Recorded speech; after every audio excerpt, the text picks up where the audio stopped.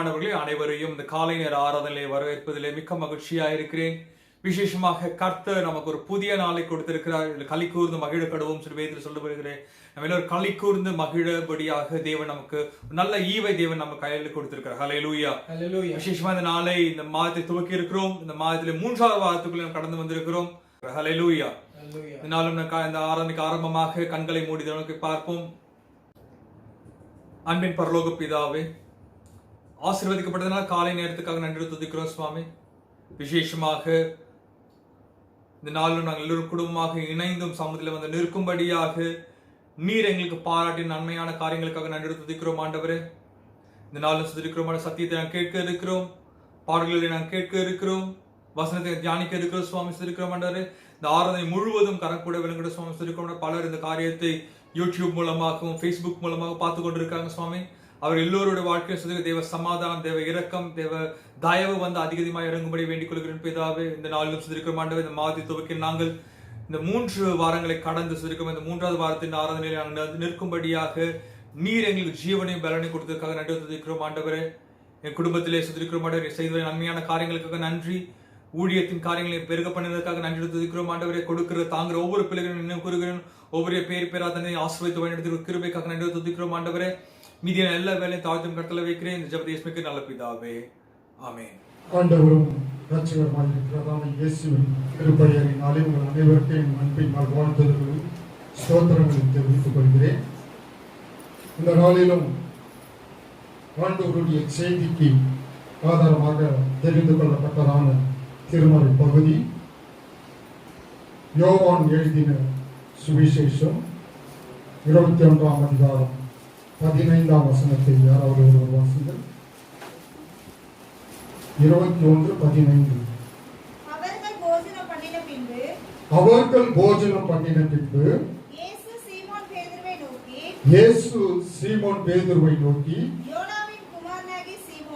யோனாவின் குமாரனாகிய சீமோனே,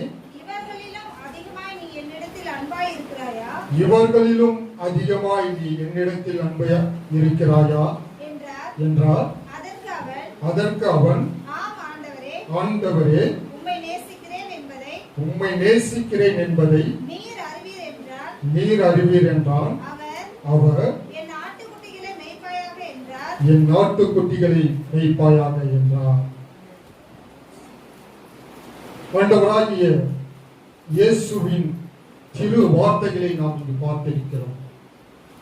ஆண்டவருடைய வாய்மொழியாக பேசினதான இந்த வார்த்தையை பார்க்கிறோம்.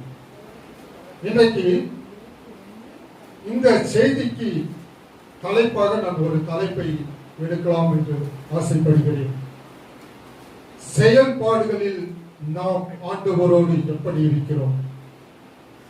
ஆண்டவர் குறித்ததான ஒரு செயல்பாடு இருக்கிறது.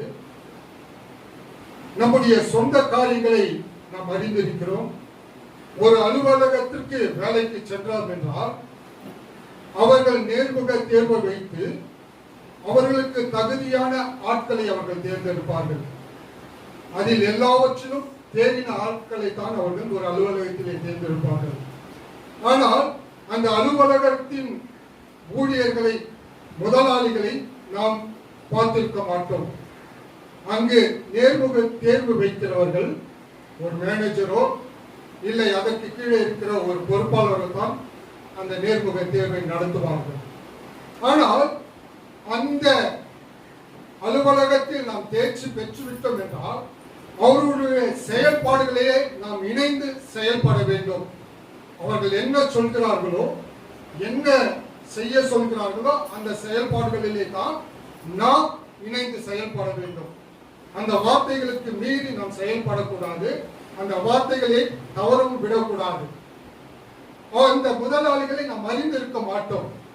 ஆனால் அப்படிப்பட்டதான உலக பிரகாரமான காரியங்களிலே நம்முடைய செயல்பாடுகள் அந்த அலுவலகத்தில் உள்ள முதலாளியோடும் மற்ற ஊழியர்களோடும் இணைந்து செயல்படுகிறதான சூழ்நிலையிலே நாம் நம்மையை ஒப்புவித்துக் கொண்டு நாம் செயல்படுகிறவர்களாய் காணப்படுகிறோம். இன்றைக்கு நான் வைக்கிறதான இந்த தலைப்பு, நம்முடைய செயல்பாடுகள் ஆண்டவரோடு எப்படியாக இருக்கிறது? நம்முடைய செயல்பாடுகள் ஆண்டவரோடு இணைந்து இருக்கிறதா? ஆண்டவர் நம்மை அழைத்திருக்கிறார். சங்கீதத்திலே பார்த்தோம், தாயின் கருவில் உருவாவதற்கு முன்பதாகவே அவர் நம்மை தெரிந்திருக்கிறார் என்று நாம் பார்க்கிறோம். அப்படிப்பட்டதான ஆண்டவருடைய செயல்பாடுகள் இன்றைக்கு திருச்சபையிலே நம்மை அமர வைத்திருக்கிறது. அந்த செயல்பாடுகளிலே நாம் எப்படியா செயல்பட்டுக் கொண்டிருக்கிறோம்? ஆண்டவரோடு இணைந்து செயல்படுகிறோமா? ஆண்டவருடைய அந்த ஊழியத்திலே நாம் இணைந்து ஆண்டவரோடு செயல்படுகிறோமா என்று பார்க்க அழைக்கப்படுகிறோம். இந்த செயல்பாடுகளின் நோக்கம் தான் நாம் இன்றைக்கு வாசிக்க கட்டதான அந்த வேத வசனத்தை நோக்கமாய் பார்க்கிறது. நீ என்னிடத்தில் அன்பாய் இருக்கிறாயா? நீ என்னிடத்தில் அன்பாய் இருக்கிறாயா என்று ஆண்டவர் அன்றைக்கு சீமோனை பார்த்து மாத்திரம் கேட்கவில்லை. இன்றைக்கு இந்த திருமறையை வாசிக்கிறதான நம் ஒவ்வொருவரையும் குறித்து ஆண்டவர் கேட்டுக்கொண்டே தான் இருக்கிறார். நீ என்னிடத்தில் அன்பாய் இருக்கிறாயா? நம்முடைய உள்ளத்தின் ஆழங்களிலே நாம் நோக்கி பார்க்க அழைக்கப்படுகிறோம், யோசிக்க அழைக்கப்படுகிறோம். இந்த வேத வசனம் ஆண்டவர் இன்றைக்கு நம்மை பார்த்து ஒரு கேட்கிறதான ஒரு கேள்வியா இருக்கிறது. அவர் சீமோன் பேதுரு சொல்கிறார், நான் உன்னை நேசிக்கிறேன் என்று நீர் அறிந்திருக்கிறேன். ஆனால் அந்த ஊழியத்தின் நோக்கத்தை நாம் எப்படி அறிந்திருக்கிறோம்? நம்முடைய செயல்பாடுகள் ஆண்டவரோடு எப்படி இணைந்திருக்கிறது? 3 நபர்களை குறித்து தான் நான் இங்கு பார்க்க அழைக்கப்படுகிறேன். ஆண்டவருடைய சமூகத்திலே, ஆண்டவருடைய அந்த செயல்பாடுகளிலே தன்னையே அர்ப்பணித்துக் கொண்டு வேதத்திலே எத்தனையோ நபர்கள் இருக்கிறார்கள். ஆதியாகமம் தொடங்கி வெளிப்படுத்தின விசேஷ வரை வேதத்தை புரட்டி பார்த்தால் ஆண்டவருடைய ஊழியத்திலே இணைந்து செயல்படுகிறதான எத்தனையோ நபர்கள் இருக்கிறார்கள். ஆனால் அந்த நபர்கள் எல்லாம் ஆண்டவரோடு இணைந்து செயல்பட்டார்கள். இன்றைக்கு நம்முடைய வாழ்க்கைக்கு பிரயோஜனமாக நாம் ஆண்டவரோடு இணைந்து செயல்படுவதற்கு பிரயோஜனமாக தெரிந்து கொள்ளப்பட்டதான 3 நபர்களை குறித்து நான் பார்க்கலாம் என்று ஆசைப்படுகிறேன். அந்த 3 நபர்களுடைய வாழ்க்கையிலே அவர்கள் எப்படியாய் ஆண்டவருடைய சமூகத்திலே ஆண்டவரோடு இணைந்து செயல்பட்டார்கள். தன்னுடைய வாழ்க்கையின் சூழ்நிலையில் கடைசி காலம் மட்டும் தன்னுடைய மரண தருவாயிலும் கூட நான் மரிக்கப் போகிறேன், என்னை மரணத்திற்குள்ளாய் உட்படுத்த போகிறார்கள். அப்படி மரணத்திற்குள்ளாய் உட்படுத்தக்கூடிய சூழ்நிலையிலும் நான் ஆண்டவரை மறுதளிக்காமல் ஆண்டவருடைய சமூகத்திலே என்னை நானே அர்ப்பணித்து வாழ்கிறேன் என்று சொல்லி ஒவ்வொருவருடைய விசுவாசத்தின் வாழ்க்கையிலும் ஒவ்வொருவருடைய நம்பிக்கையின் வாழ்க்கையிலும் அவர்கள் எப்படி செயல்பட்டார்கள், அந்த செயல்பாடுகள் நம்முடைய வாழ்க்கையிலே எப்படியா இருக்க வேண்டும்? அதை கடைபிடித்து நடக்கிறோமா, இல்லை அதை கைவிட்டு ஆண்டவருடைய செயல்பாடுகளை விட்டு விலகி நாம் உலக பிரகாரமான போக்கிலே நாம் போய்கொண்டிருக்கிறோமா என்று சற்று சிந்தித்து பார்க்க அழைக்கப்படுகிறோம். வாசிங்கள் தானியேல் 3ஆம் அதிகாரம் 16ஆம் வசனத்தை வாசிங்கள்.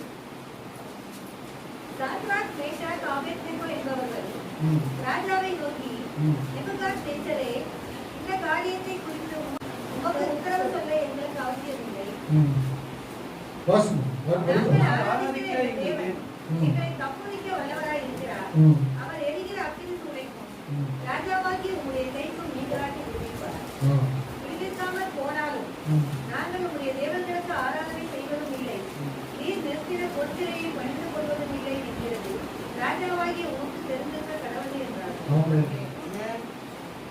இங்கே 3 வாலிபர்களை குறித்து பார்க்கிறோம். நாங்கள் ஆராதிக்கிற எங்கள் தேவன் எங்களை தப்பிக்க வல்லவராய் இருக்கிறார். அவர் எரிகிற அக்கினி சூளைக்கும் ராஜாவாகி உம்முடைய கைக்கும் நீங்களாக்கி எங்களை விடுவிப்பார். எப்படிப்பட்டதான செயல்பாடு! இன்றைக்கு இந்த வார்த்தை அவர்கள் எதற்காக சொல்ல வேண்டும்? எந்த நோக்கத்திற்காக அவர்கள் இந்த வார்த்தையை சொல்ல வேண்டும்? தேவனோடு அவர்கள் உறவாடக்கூடிய தன்மை எப்படிப்பட்டதான ஒரு தன்மையாய் காணப்படுகிறது? நாங்கள் எங்கள் தேவன் எங்களை தப்பிக்க வல்லவரா இருக்கிறார் என்று பார்க்கிறோம். தானியேல் 1ஆம் அதிகாரத்திலே நாம் பார்ப்போம் என்றால் இவர்களை நேபுகாத்நேச்சார் என்கிறதான ராஜா இஸ்ரவேல் தேசத்திலே இருந்து அவர்களை சிறையாக கொண்டு வருகிறதை பார்க்கிறோம். அங்கே அவர்களை அடிமையாக கொண்டு வருகிறதான சூழ்நிலை. இப்படி அவர் ஒரு தாக்கீதை அவர் வைக்கிறார். எல்லா விதத்திலும் இந்த இஸ்ரவேல் தேசத்தையும் யூதேயா தேசத்தையும் ஆண்டு கொண்டிருந்ததான அரசன் எருசலேம் தேவாலயத்தில் இருக்கிறதான பொக்கிஷை சாலையில் இருக்கிறதான தேவனுடைய ஆபரணங்கள் எல்லாம் இந்த நேபுகாத்நேச்சார் என்கிறதான அரசனுக்கு திறந்து காண்பிக்கிறார்.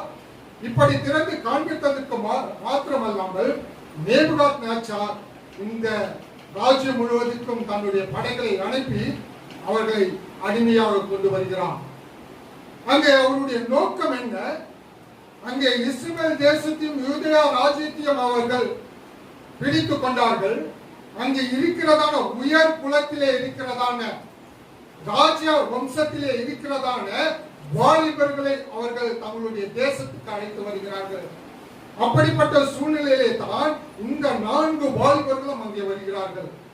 யூதேயா குலத்திலே உயர்ந்த ராஜ்ய வம்சத்தில் இருக்கிறதான இந்த தானியேல். இந்த வசனத்தை வாசிங்கள். 6ஆம் அதிகாரம் 1ஆம் அதிகாரம் 6ஆம் வசனம்.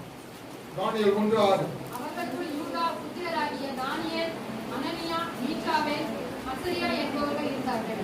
அவர்களுக்குள்ளே இங்கே இருக்கிறதான எல்லோரையும் அடிமைப்படுத்திக் கொண்டு சிறைப்பிடித்துக் கொண்டு பாபிலோன் தேசத்திற்கு அவர்கள் அழைத்துக் கொண்டு வருகிறார்கள்.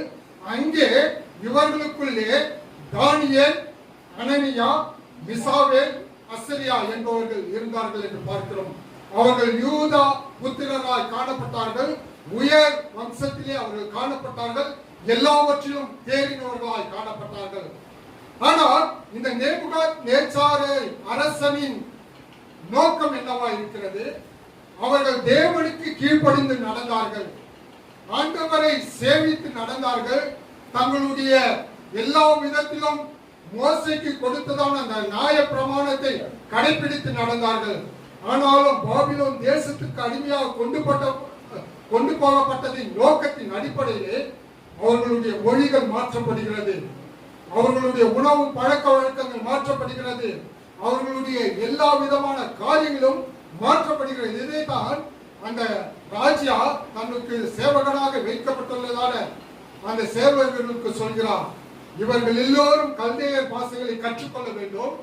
இவர்களுக்கு கொடுக்கப்படுகிறதான உணவுகளை ராஜ உபசாரத்தின் உணவுகளா இருக்க வேண்டும் என்று சொல்லி நடைமுறைகளை மாற்றுகிறதான சூழ்நிலை இன்றைக்கு இருக்கிறதான நாம் வாழ்ந்து கொண்டிருக்கிறதான சூழ்நிலையிலே கூட இப்படிப்பட்டதான காலங்கள் நடந்து கொண்டிருக்கிறது. நம்முடைய மொழிகள் மாற்றப்படுகிறது. நம்முடைய கலாச்சாரங்கள் மாற்றப்படுகிறது. மற்ற விதமான கலாச்சாரத்திலே நம்ம ஈடுபடுத்திக் கொள்ள வேண்டும் என்று இந்த கடைசி காலத்திலே நம்மை அடிமைப்படுத்துகிறதான நம்மை அச்சுறுத்துகிறதான வேலைகள் இங்கு நடந்து கொண்டிருக்கிறது. அதைத்தான் நேபுகாத்நேச்சாரின் காரியங்களிலும் பார்க்கிறோம். இவர்கள் உயர் வம்சத்திலே காணப்பட்டாலும் சரி, அவர்கள் அந்த காரியங்களிலே தங்களை தீட்டுப்படுத்திக் கொள்ளவில்லை. அந்த ராஜா சொன்னதான காரியங்களிலே தங்களை தீட்டுப்படுத்திக் கொள்ளவில்லை. அவர்கள் எப்படியாக ஆண்டவருக்கு கீழ்ப்படிந்து நடந்தார்களோ அப்படியாகத்தான் வாழ்ந்தார்கள். அந்த ராஜ போஜனத்திலே அவர்கள் பிரியப்படவில்லை. இவர்கள் ஒதுக்கப்பட்டதான அந்த மரக்கறிகளை தான் அவர்கள் சாப்பிட்டார்கள். கல்தேயர் பாஷைகளை அவர்கள் கற்றுக்கொள்ளவில்லை. அதிலே தங்களை அடிமைப்படுத்திக் கொள்ளவில்லை. அவர்களுடைய வாழ்நாள் எல்லாம் ஆண்டவருக்கென்று சேவித்தார்கள். தானியேலுடைய வாழ்க்கை ஆண்டவரோடு செயல்படுகிறதான வாழ்க்கையாக காணப்பட்டது. தான் செய்கிறதான அந்த 3 வேளையும் பலகணிகளை திறந்து கொண்டு தேவனுடைய சமூகத்திலே அவர் ஜெபிக்கிறவராய் காணப்பட்டார். உயர் பதவிகளிலே காணப்பட்டாலும் இவர்கள் அந்த ராஜாவுடைய அரசாங்கத்திலே உயர் பதவிகளை வகித்தாலும் கூட தங்களை அந்த ராஜ்யத்தின் அடிமைத்தனத்திற்கு அடிப்படையாதபடி ஆண்டவருடைய செயல்பாடுகளிலே தங்களை இணைத்துக் கொண்டவர்களாய் காணப்பட்டார்கள். இப்படிப்பட்டதான சூழ்நிலையிலே தான் இந்த நேபுகாத்நேச்சார் ஒரு சிலையை அங்கு உருவாக்குகிறார். அது எல்லோரும் வணங்க வேண்டும் என்று சொல்கிறார்கள். ஏனால் இவர்கள் யூதேயா தேசத்திலிருந்து அடிமையாக கொண்டு வரப்பட்டவர்கள். அவர்கள் எல்லா விதமான சம்பூரணத்திலும் அவர்கள் உயர்த்தப்பட்டவர்களாய் காணப்பட்டார்கள். ஆனால் அதை அவர்கள் சேவிக்காதபடி கடவுளுடைய ஆண்டவருடைய சமூகத்திலே தன்னை தாழ்த்தினார்கள். அந்த விதமான காரியங்களிலே தேவனுடைய பிரசன்னத்தை அவர்கள் உணர்ந்தார்கள். சிலையை வணங்காதபடி, சிலைக்கு அடிப்படையாதபடி, சிலை வணக்கத்துக்கு தங்களை அடிப்படையாதபடி நாங்கள் உயிரை விட்டாலும் சரி, எரிகிறதான இந்த அக்கினி சுவாலையிலே எங்களை தூக்கி போட்டாலும் சரி, நீங்கள் நிறுத்தினதான இந்த பொருட்சிலையை வணங்க மாட்டோம் என்று சொல்லி ஆண்டவரோடு செயல்படுகிறதான அந்த செயல்பாடுகளிலே தங்களை இணைத்துக் கொண்டார்கள். எப்படி என்றால் இவர்களுடைய செயல்பாடு ஒரு நம்பிக்கையின் அடிப்படையிலே காணப்பட்டது. இவர்களுடைய செயல்பாடு நம்பிக்கையின் ஆண்டவரோடு நம்பிக்கையிலே அவர்கள் உறவாடினவர்களாய் காணப்பட்டார்கள். அக்கினி சுவாலிலே தூக்கி போடப்படுகிறார்கள். ஆனால் தூக்கி கொண்டு போய் போட்டவர்கள் சாம்பலாகி விடுகிறார்கள். ஆனால் இவர்கள் உயிரோடு உலாவிக் கொண்டிருக்கிறார்கள். ஆண்டவரோடு இணைந்து செயல்பட்டதான நோக்கத்திலே நான்காவது ஒரு மனிதனுடைய சாயல் அவர்களோடு உலாவிக் கொண்டிருக்கிறது. ஆமென், ஆமென், ஆமென். ஆண்டவருடைய செயல்பாடு நம்பிக்கையின் அடிப்படையிலே அவர்களோடு கூட இருந்தது. அந்த வைராக்கியம், நாங்கள் மரித்தாலும் சரி, நாங்கள் இந்த ஜீவனை விட்டு, இந்த ஜீவன் இந்த உடலை விட்டு எடுப்பட்டாலும் சரி, ஆண்டவரோடு நாங்கள் இணைப்போம் என்ற ஒரு வைராக்கியம், ஒரு நம்பிக்கை அவர்களுக்குள்ளாக இருந்தது. அதனாலே தான் அவர்கள் உயர்த்தப்பட்டார்கள், உயர் பதவியிலே வைத்தார்கள். இன்றைக்கு நம்முடைய செயல்பாடு எப்படியாக காணப்படுகிறது? இன்றைக்கு நம்முடைய செயல்பாடு ஆண்டவரோடு எப்படியாக இருக்கிறது? அந்த செயல்பாடு நம்பிக்கையிலே ஆண்டவரோடு இணைந்து செயல்பட அழைக்கப்படுகிறது. இந்த வாலிபர்கள் நம்பிக்கையோடு ஆண்டவரோடு இணைந்து செயல்பட்டார்கள். அந்த நம்பிக்கையின் அடிப்படை நம்முடைய வாழ்க்கையில் இருக்கிறது. எப்படிப்பட்டதான சிலை வணக்கங்கள் இன்றைக்கு நாம் சுதந்திரமாய் ஆராதித்துக் கொண்டிருக்கிறோம், வழிபட்டுக் கொண்டிருக்கிறோம். ஆனால் கடைசி காலம் வரப்போகிறது, இப்படி உட்கார்ந்து ஆராதிக்க முடியாது. அன்றைக்கு நம்முடைய வாழ்க்கை எப்படியா இருக்க போகிறது? ஆண்டவருடைய சமூகத்திலே நம்முடைய செயல்பாடு எப்படியா இருக்க போகிறது? நான் மரித்தாலும் சரி, தேவனோடு இணைந்து வாழ்வேன் என்கிறதான அந்த நம்பிக்கை நமக்குள்ளே இருக்க வேண்டும். அல்லேலூயா, அல்லேலூயா, அல்லேலூயா. இரண்டாவதாக ஒரு மனிதனை குறித்து நாம் பார்க்கிறோம். அப்போஸ்தலர் நடபடிகள் 6ஆம் அதிகாரம் 5ஆம் வசனம். இந்த யோசனை சபையார் எல்லாருக்கும் பிரியமாய் அப்போஸ்தலர் இருக்கிறது. 6 விசுவாசமும் பரிசுத்த ஆவியும் நிறைந்தவனாகிய ஸ்தேவானையும் பிலிப்பையும் பிரபோரையும் நிக்கோனோரையும் தீமோனையும் பர்மெனாவையும் யூத மார்க்கத்தை மைந்தவனான அந்தியோகியா பட்டணத்தானாகிய நிக்கோலாவையும் தெரிந்து கொண்டேன். இங்கே நாம் இன்னொரு நபரை குறித்து பார்க்கிறோம். முதல் அந்த 3 நபர்கள் நம்பிக்கையிலே உறுதியோடு ஆண்டவரோடு இணைந்து செயல்பட்டார்கள். நாங்கள் இந்த பொச்சலையை வணங்க மாட்டோம் என்று சொல்லி நம்பிக்கையோடு ஆண்டவரோடு இணைந்து செயல்பட்டார்கள். இந்த நபர் விசுவாசமும் பரிசுத்த ஆவியும் நிறைந்தவனாகிய ஸ்தேவானை குறித்து நாம் பார்க்கிறோம். இங்கே நடைபெறுகிறதான காரியம் என்ன? அந்நாட்களிலே சீசர்கள் பெருகினார்கள், ஆண்டவருடைய வசனம் பெருக துவங்கினது, திருச்சபைகள் உருவாக துவங்கினது. அப்படி உருவாகும் போது புறஜாதி மக்கள் எல்லாம் ஆண்டவரை ஏற்றுக்கொள்கிறதான ஒரு மக்களாய் காணப்பட்டார்கள். அப்போது கிரேக்க மொழி பேசுகிறதான மக்கள் தங்களுடைய விதவைகள் பந்தியிலே சரியாக விசாரிக்கப்படவில்லை என்று சொல்லி ஒரு குற்றச்சாட்டு எழும்புகிறதை பார்க்கிறோம். அப்போது அப்போஸ்தலர்களெல்லாம் ஒன்று கூடுகிறார்கள். நாங்கள் தேவனுடைய வசனத்தை பிரசங்கித்துக் கொண்டிருக்கிறோம், நாங்கள் தேவனுடைய வசனத்திலே அற்புதங்களை நடத்தி கொண்டு வருகிறோம். இந்த பந்தி விசாரிப்புகளிலே எப்படியாய் நாங்கள் இதை நேரத்தை செலவிட முடியும் என்று சொல்லி ஒரு 7 பேர் கொண்ட குழுவை அவர்கள் உருவாக்குகிறார்கள். அதிலே தான் இந்த ஸ்தேவான் காணப்படுகிறார். மற்றவர்கள் எல்லோரும் குறித்து இந்த வேதத்திலே சொல்லப்படவில்லை, பேர்கள் மட்டும் சொல்லப்பட்டிருக்கிறது. ஆனால் இங்கே பார்க்கிறதான ஸ்தேவானுடைய வாழ்க்கை விசுவாசமும் பரிசுத்த ஆவியும் நிறைந்தவனாய் காணப்பட்டார். அங்கே நாம் பார்த்தோம், அந்த வாலிபர்களுடைய வாழ்க்கை நம்பிக்கையோடு வைராக்கியமுள்ள உறுதியான நம்பிக்கையோடு தேவனோடு சஞ்சரித்தார்கள். இங்கு நாம் பார்க்கிறோம், இந்த ஸ்தேவானுடைய வாழ்க்கை விசுவாசமும் கூட பரிசுத்த ஆவியோடு துணையோடு அவர் செயல்படுகிறதை பார்க்கிறோம். இப்படிப்பட்டதான செயல்பாடு ஆண்டவரோடு கூட அவரோடு கூட இருந்தது. அவர் பந்தி மாத்திரம் விசாரிக்கவில்லை, அவர்களுடைய காரியம் எப்படியா இருந்தது. அவர் அப்போஸ்தலர்களுக்குள்ளே அவர் அநேக அற்புதங்களை செய்தார் என்று பார்க்கிறோம். 8ஆம் வசனம் தேவன் விசுவாசத்தினாலும் வல்லமையினாலும் நிறைந்தவனாய் ஜனங்களுக்குள்ளே பெரிய அற்புதங்களையும் அடையாளங்களையும் செய்தார்.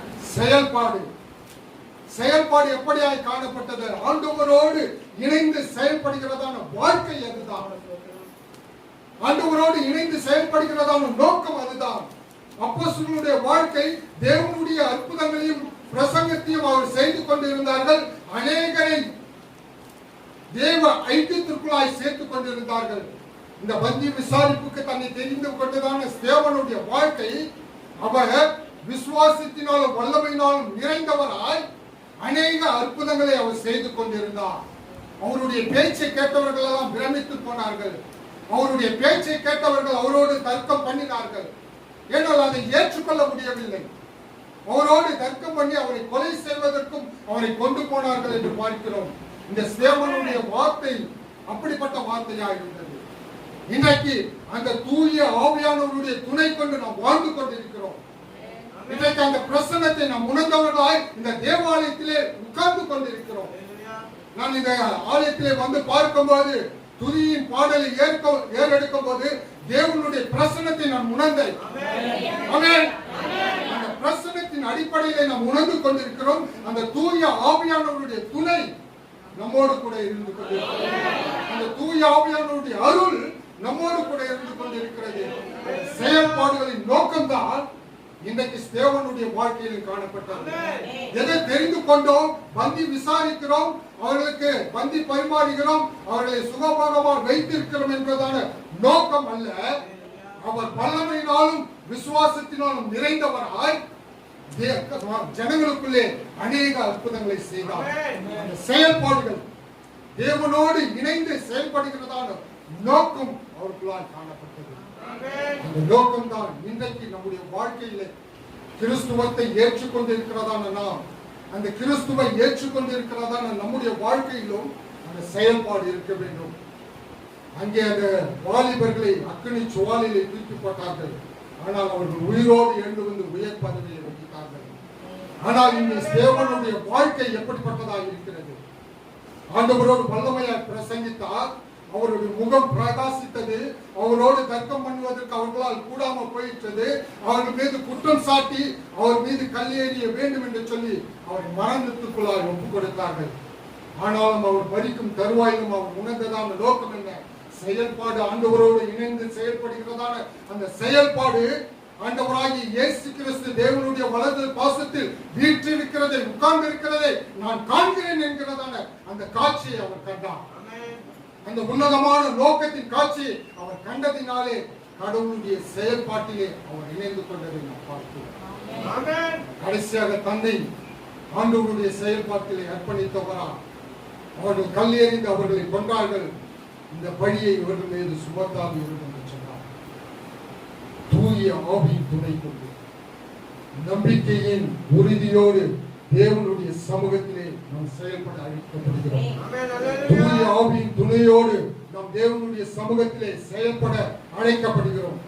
மூன்றாவதாக நாம் பார்த்தோம், யோவான் 21ஆம் அதிகாரத்தில் சீமோன் பேதுரு, இவர்களிலும் நீ என்னிலே அன்பாய் இருக்கிறாயா, நீ என்னிலே அன்பாய் இருக்கிறாயா என்று சொல்கிறார்.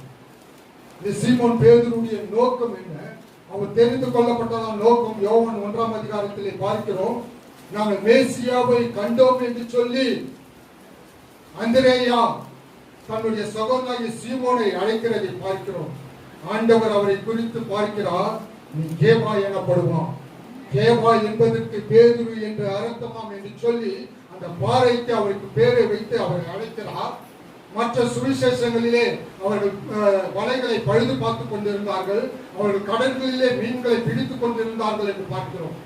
அப்பொழுதுதான் ஆண்டவருடைய அழைப்பு எப்படியா இருக்கிறது? நீங்கள் என் பின்னே வாருங்கள், நான் உங்களை மனுஷரை பிடிக்கிறவர்கள் ஆக்குவேன் என்று சொல்கிறார். ஆண்டவருடைய அநேக அற்புதங்களையும் ஊழியங்களையும் கூட இருந்து செய்ததான கண்ணோடு பார்த்ததான இந்த பேதுருடைய நோக்கம் இப்படியாக இருந்தது. என்னை யார் என்று கேட்கிறார்கள் என்று ஆண்டவர் கேட்கிற போது, நீ உண்மையாகவே தேவனுடைய குமாரனாகிய கிறிஸ்து என்று சொல்லி தன்னை வெளிப்படுத்தினார் சீமோன் பேதுரு.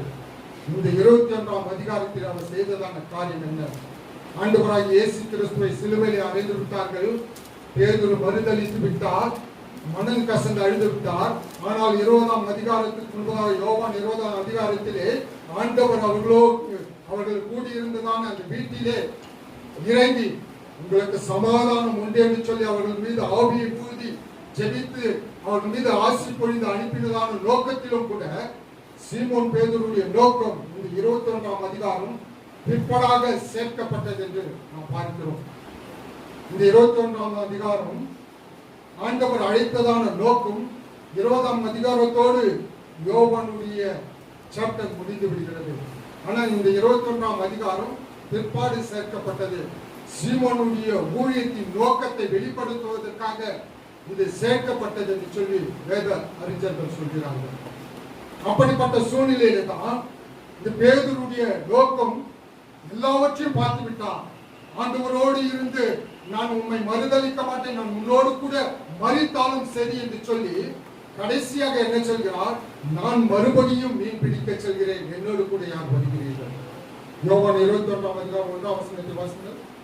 இவைகளுக்கு பின்பு இயேசு திபேரியா கடற்கரையில் மறுபடியும் சீஷருக்கு தம்மை வெளிப்படுத்தின விவரமாவது, சீமோன் பேதுருவும் பிலிப்பு எனப்பட்ட தோமாவும் கலிலேயா நாட்டிலுள்ள கானா ஊரானாகிய நாத்தான்வேலும் செபதேவின் குமாரரும் அவருடைய சீஷரில் வேறு 2 பேரும் கூடியிருக்கும் போது சீமோன் பேதுரு மற்றவர்களை நோக்கி, மீன் பிடிக்க போகிறேன் என்றான். அதற்கு அவர்கள், நாங்களும் உம்முடனே கூட வருகிறோம் என்றார்கள். அவர்கள் ஆண்டவருடைய அற்புதங்களை ஆண்டவருடைய செயல்பாடுகளின் கூட இணைந்து செய்ததான இந்த சீமோன் பேதுருடைய வாழ்க்கை, ஆண்டவர் மரித்து விட்டால் உயிர் தேடவில்லை என்றதான அந்த நோக்கம் அவருக்குள்ளா இருந்தது. ஆனால் நடுவிலே வந்து உங்களுக்கு சமாதானம் என்று சொல்லி தேவனுடைய ஆவி அவர்கள் மீது ஊதின பிற்பாடும் அவருடைய நோக்கம் பின்னானவைகளை நோக்கி பார்க்கிறவர்களாய் காணப்பட்டது. நான் முன்பு எப்படி இருந்தேனோ, நான் கடலிலே மீன் பிடித்துக் கொண்டிருந்தேன், அந்த வேலைக்கே நான் செல்கிறேன் என்று சொல்லி மற்ற சீடர்களையும் அவர் அழைக்கிறதை பார்க்கிறோம். இப்படிப்பட்ட சூழ்நிலையிலே தான் முதலாவது நீங்க ஆழ்கடலிலே வலைகளை கொண்டு போய் போடு என்று சொல்லும் போது வலைகளை போட்டால் அநேக மீன்கள் அகப்பட்ட போது அதை பிரமிக்கத்தக்கதாய் அதை ஏற்றுக்கொண்டு ஆண்டவராகிய இயேசுவை, நான் பாவி, என்னை விட்டு அகன்று போய்விடும் என்று சொன்ன சீமோன் பேதுரு இன்றைக்கு மறுபடியும் நான் மீன் பிடிக்க செல்கிறேன் என்று சொல்லி சொன்னதான் அந்த நோக்கம். செயல்பாடு ஆண்டவரோடு இணையவில்லை.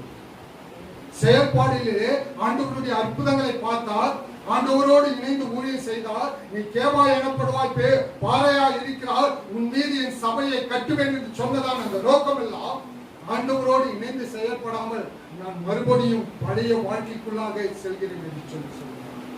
இப்போது ஆண்டவர் அவருக்கு காட்சியளிக்கிறார். மீன் பிடிக்க செல்கிறார்கள், ராம் முழுவதும் பிரயாசப்படுகிறார்கள், ஒன்றும் காணப்படவில்லை. ஆனாலும் நீ நடுவிலே கடலிலே நடுவே போடும். அவர்கள் மீன்களை பிடித்துக் கொண்டு வருகிறார்கள். போஜனம் பண்ணுவதற்காக அங்கே நெருப்பு மூட்டப்பட்டிருக்கிறது, அங்கு அப்பமும் மீனும் வைக்கப்பட்டிருக்கிறது. அப்பொழுது தான் ஆண்டவருடைய பிரசனத்தை பேதுரு உணர்கிறது. மனம் கசந்த அழுதா, ஐயோ நான் ஆண்டவரை மறுதலித்து விட்டதே, சேவல் கூவதற்கு முன்பதாக நான் ஆண்டவரை மறுதலித்து விட்டேன் என்று மனம் கசந்த அழுதார். ஆனால் அவருடைய வாழ்க்கையின் தத்துவத்தின் நோக்கம் எல்லாம் இங்கு ஆண்டவர் பக்கத்திலே இருக்கிறார், உயிர் தேர்ந்த ஆண்டவர் பக்கத்திலே இருக்கிறார். அந்த ஆண்டவருடைய நோக்கத்தை உணராதவரா மறுபடியும் மீன் பிடிக்க செல்கிறார். இன்றைக்கு கிறிஸ்துவனுடைய வாழ்க்கை ஆண்டவரோடு இணைந்து செயல்படுவதற்கான நோக்கம் இல்லாதபடி ஒரு சோதனை வந்துவிட்டால் போதும், குடும்பத்திலே கஷ்டங்கள் வந்துவிட்டால் போதும், குடும்பத்திலே கவலைகள் வந்துவிட்டால் போதும், மற்றவர்கள் நம்மை தூஷித்து பேசிவிட்டால் போதும், நான் ஆண்டவரோடு இணைந்து செயல்படுவதான வாழ்க்கையில் என்னை அவன் அப்படி பேசிவிட்டான். நான் ஆண்டவருடைய சமூகத்திலே முழங்கால் படிட்டு ஜெபித்து என்ன பயன்? என்னுடைய குடும்பத்திலே கஷ்டங்களும் கவலைகளும் சூழ்நிலைகளும் தானே நான் சகித்துக் கொண்டிருக்கிறேன் என்று சொல்லி நான் பின்வாங்கிறதான நோக்கம் இன்றைக்கு கிறிஸ்துவனுடைய வாழ்க்கையிலே இருந்து கொண்டிருக்கிறது. ஆனாலும் ஆண்டவரை உணர்ந்து கொண்டதான பேதுரு அவர் சொல்கிறார், பேதுரு நீ என்னிலே அன்பாய் இருக்கிறாய்.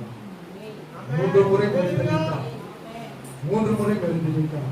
இங்கு 3 முறை ஆண்டவராகிய இயேசு கிறிஸ்து கேட்கிறார், பேதுருவே நீ என்னிலே அன்பாய் இருக்கிறாய், என்னிலே அன்பாய் இருக்கிறாய், என்னிலே அன்பாய் இருக்கிறாய்.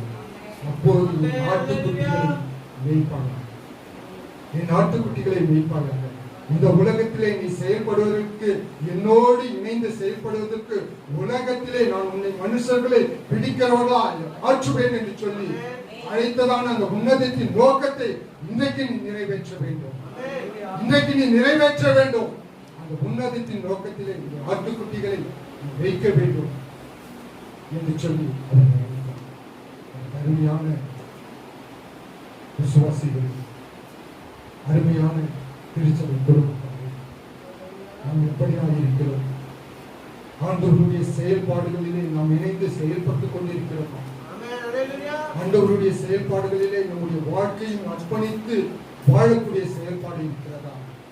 முதலாவது நம்பிக்கையின் உறுதியோடு ஆண்டவரோடு இணைந்து செயல்பட்ட வாலிபர்கள், பரிசுத்த ஆவியோடு துணையோடு ஆண்டவரோடு இணைந்து செயல்பட்ட ஸ்தேவான், அர்ப்பணிப்போடு கிறிஸ்துவோடு இணைந்து செயல்பட்ட பேதுருடைய வாழ்க்கை போல நம்முடைய வாழ்க்கை இருக்கிறதா? நம்பிக்கையிலே நாம் இருக்கிறோம், விசுவாசத்திலே நாம் வைராக்கியமாக இருக்கிறோம், பரிசுத்த ஆவியை நாம் பெற்றுக் கொண்டு இருக்கிறோம், பரிசுத்த ஆவியானவருடைய துணை நமக்குள்ளாக இருக்கிறோம். அர்ப்பணிப்போடு இணைந்து செயல்படுகிறோம். அந்த அர்ப்பணிப்பு இன்றைக்கு நமக்கு தேவைப்படுகிறது. இந்த அர்ப்பணிப்பு இன்றைக்கு நமக்கு தேவைப்படுகிறது. ஆண்டவருடைய ஊழியத்தை நாம் செய்வதற்கு, ஆண்டவருடைய ஊழியத்திலே இணைந்து அவரோடு செயல்படுவதற்கு நாம் அர்ப்பணிப்போமா? ஆண்டவருடைய சமூகத்தில் நம்மை நாமே அர்ப்பணிப்போம்.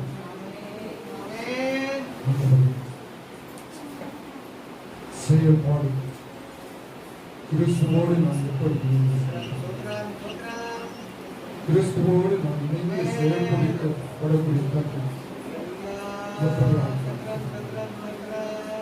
என்னையே நாம் அர்ப்பணிக்கிறேன் என்று சொல்லி நாம் அர்ப்பணிப்போம்.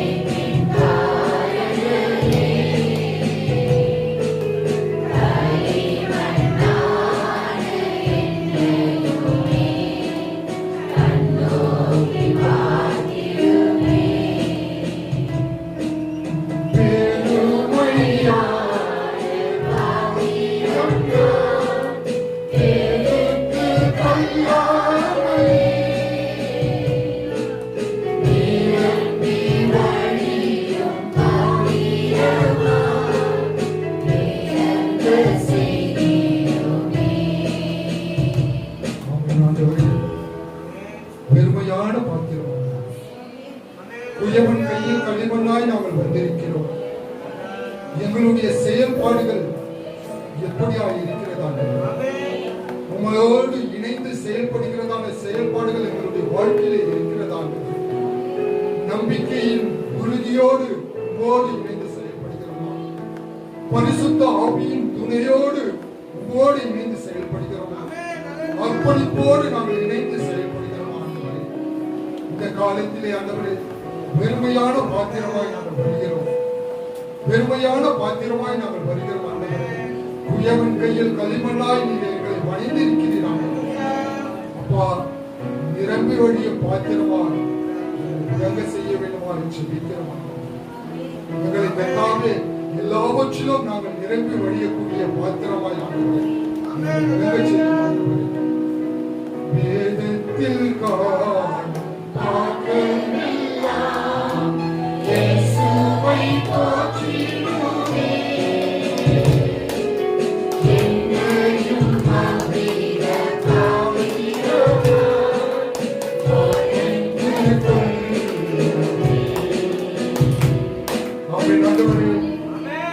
வேதத்தில் காண்கின்ற பாத்திரமெல்லாம் ஆண்டவரே உண்மையே போற்றுகிறது ஆண்டவரே.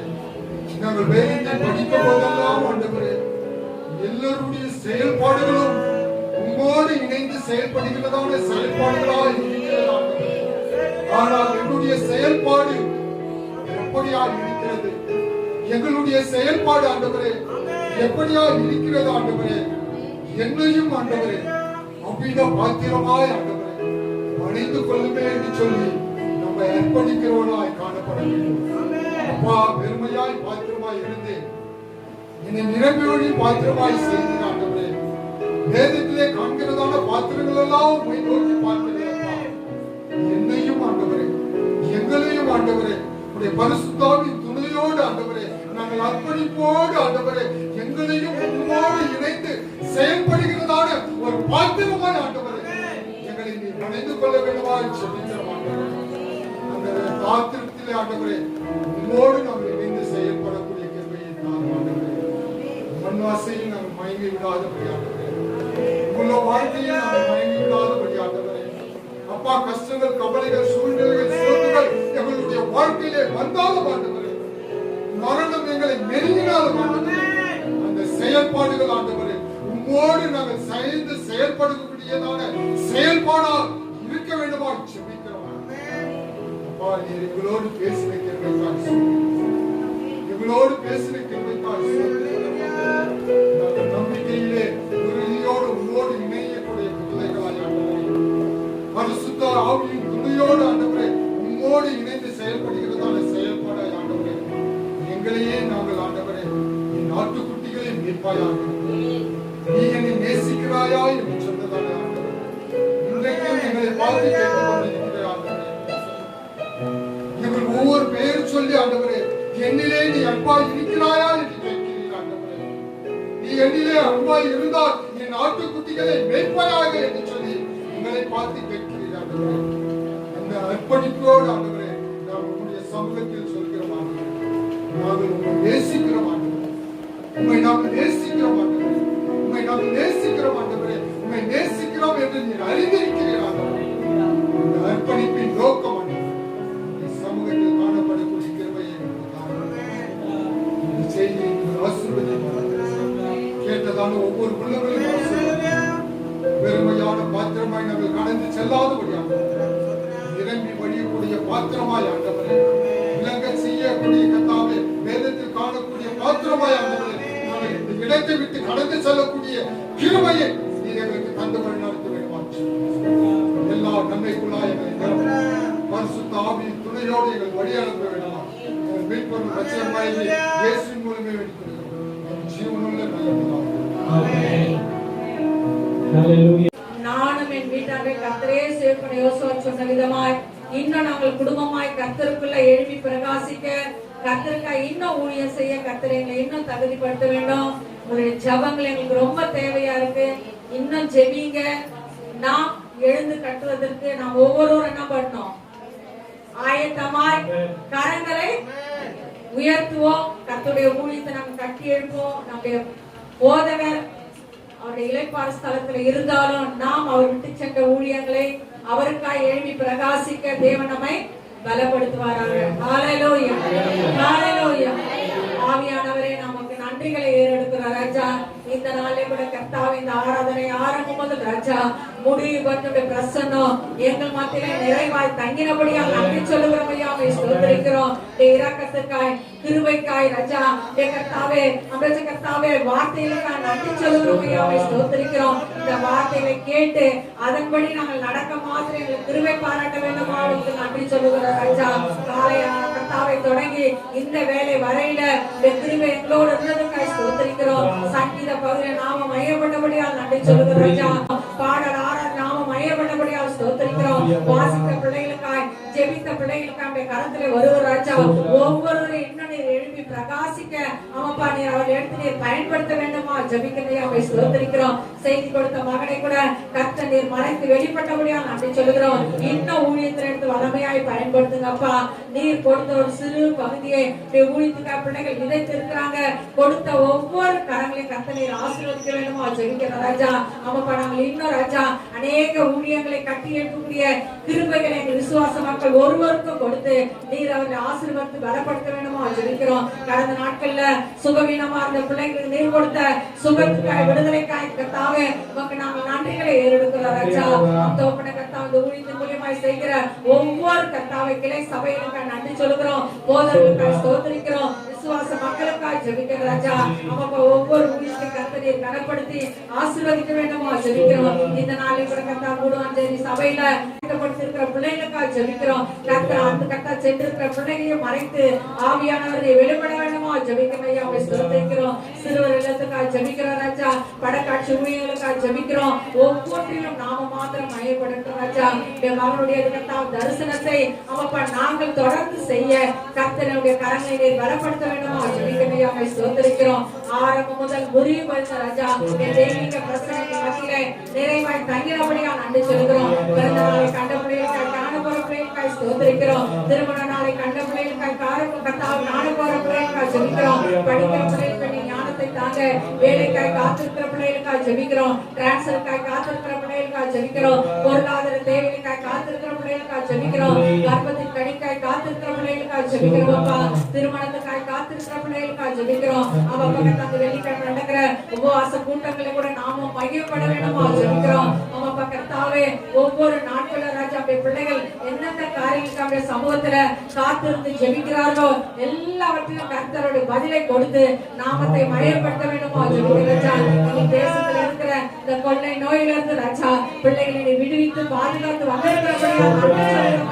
வந்திருக்கிறோம். விடுதலையோடு ஆராதிக்க நாமத்தை நாங்கள் மையப்படுத்த மாத்திரம் உதவி செய்ய கரத்தை முற்றிலுமாய் தாழ்த்தி ஒப்பு கொடுக்கிறோம். நாம மாத்திரம் மையப்பட வேண்டுமா ஜெபிக்கிறோம். எங்களுக்காய் மரித்து உயிர் தெழுந்து மறுபடியும் வரப்போகிற ஆண்டவராகிய இயேசு கிறிஸ்து மூலம் வேண்டுகிறாங்க அன்பின் தகப்பனே. நாம் சேர்ந்து சொல்வோம். என் ஆத்துமாவே கர்த்தரை ஸ்தோத்ரி, என் முழுமே அவருடைய பரிசுத்த நாமத்தை ஸ்தோத்ரி. என் ஆத்துமாவே கர்த்தரை ஸ்தோத்ரி, கர்த்தர் செய்த சர்வம் மறவாதே. ஆமேன் ஆமேன். கர்த்தராகிய இயேசு கிறிஸ்துவின் கிருபையும் பிதாவாகிய தேவனுடைய அன்பும் பரிசுத்த ஆவியானவருடைய அந்யோன்ய ஐக்கியமும் சமாதானம் சந்தோஷம் ஆசீர்வாதம் அபிஷேகம் கர்த்தருடைய வருகை மட்டும் தங்கி ஆசீர்வாதமாய் இருப்பதாக. ஆமேன் ஆமேன்.